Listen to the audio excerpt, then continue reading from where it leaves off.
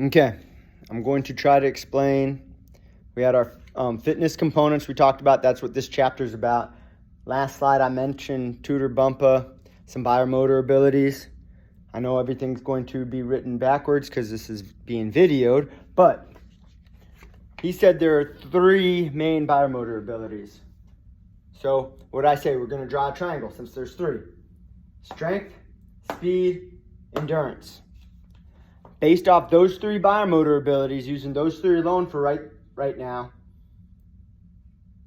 99% of athletics and sports are going to fall someplace on this triangle. Speed, 100-meter runner. Endurance, like I said earlier, that's our marathoner. Those are our weightlifters. Now, we can move any place within this triangle to get our other sports. If this is a 100-meter runner, maybe right about here, that's our 400-meter runner. Go a little farther. 800, so we're just going to say 400-meter, 800-meter. Jumping, going to probably be someplace in here. Long jump, high jump. Need a lot of speed, need some strength. Those are easy ones. They're just using two main biomotor abilities. What about other sports? Wrestling. You need a lot of endurance because it's a seven minutes, not much stopping, so it's going to be down here. You need strength. So now we're looking here, and speed doesn't hurt you either, so we're saying wrestling is probably someplace right there. When we're looking at our KPIs, start with those three biomotor abilities. See where you think your sport is, and that's going to help you identify what's important, and then you can create tests for that. Now, those are three biomotor abilities. We can create more by combining these. So, I'm going to write them up here. Strength, speed, endurance. Those are the first ones.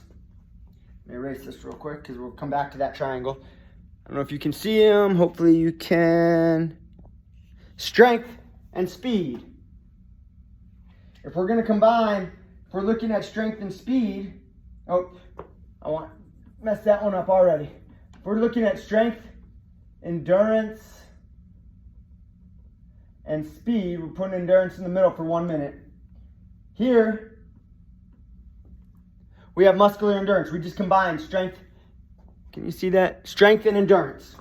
So we have muscular endurance. Endure. Here, we have speed endurance.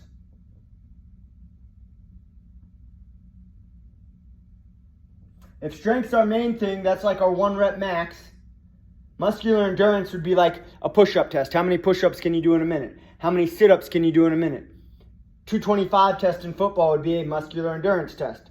Speed endurance, I would say that's your 400-meter run. You need a lot of speed, and you got to be able to keep that speed for close to a minute, not quite a minute. Now, strength is going to lead to max strength if that's the only thing we train. Same with endurance. We're going to say down here is going to be anaerobic or maximum endurance. And this is going to be max velocity. What happens if we want power? Power is going to come from max strength and max velocity. Max strength, max velocity. That is where we're going to get our power. What about agility?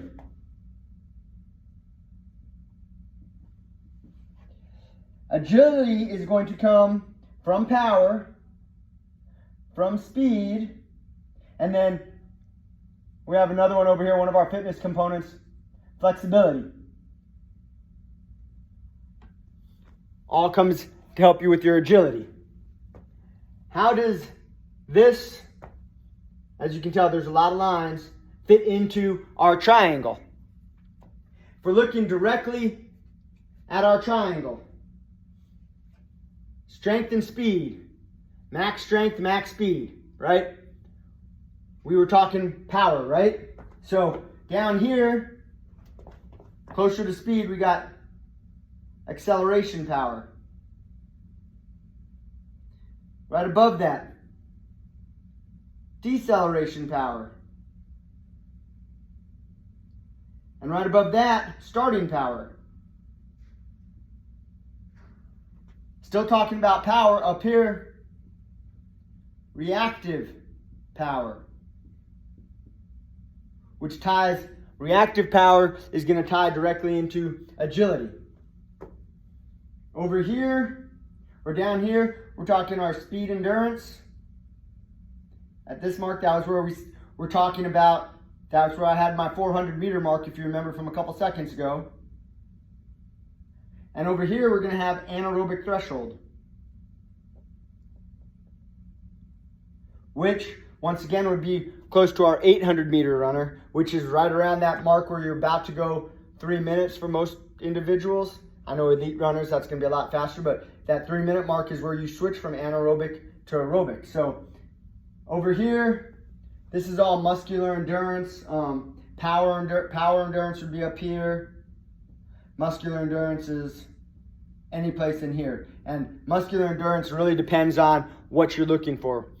225 test for an individual, 10 to 12 reps is probably like a short-term muscular endurance. If you're doing a push-up test and doing 100 reps, that's long-term muscular endurance, which would go down there. But that is our biomotor abilities. That is tied into more of our fitness components, because our fitness components, we were talking flexibility, we were talking muscular endurance, we were talking strength.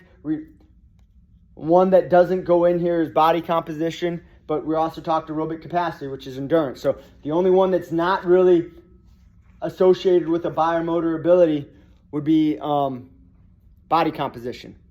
So now that you see how the overall fitness components can intertwine with one another, now we're going to take it a step further and see how we're going to train and what the best methodologies for training and how they're going to interact with each other.